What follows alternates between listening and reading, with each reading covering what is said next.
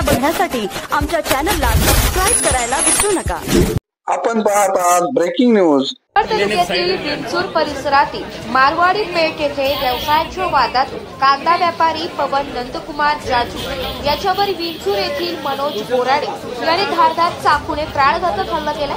लासलगाव पोलिसांनी मनोज बोराडे यास अटक केली। सुमारे 6 वाजेच्या सुमारास पवन जाजू हे आपल्या घरासमोर उभे असताना संशयित आरोपी मनोज बोराडे तेथे येऊन मारहाण करू लागला व चाकूने वार करून हल्ला केला व तेथून फरार झाला। जखमी पवन जाजू खाली कोसळले असता स्थानिक नागरिकांनी तात्काळ जाजू यांच्याकडे धाव घेत त्यांना लासलगाव येथील खासगी रुग्णालयामध्ये दाखल केले।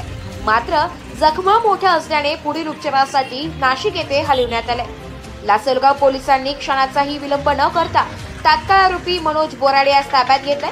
सहाय्यक पोलीस निरीक्षक भास्करराव शिंदे यांच्या मार्गदर्शनाखाली पुढील तपास सुरू आहे।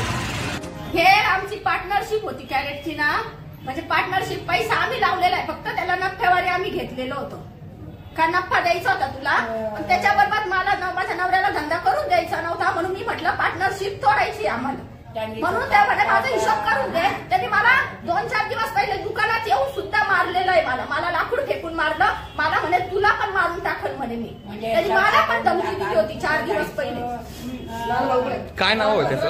मनोज बोराडे। किती जण आलेले होते? एकटाच होता तो, आत्ताच। कशाने वार केला? कशाने वार केला? 2 चाकू होते त्याच्याकडे, लाल कलरचे 2 चाकू होते त्याच्या हातात। मी त्याला धरलं, मारू नको भाऊ, माझ्या भाऊला पैसा देऊन टाकलं तरी त्याने ऐकलं नाही, मला लोटलं आणि त्याला शर्ट मी फाडला तरी त्याने मला लोटून त्याला मारलं। कुणाकडे काय मागावं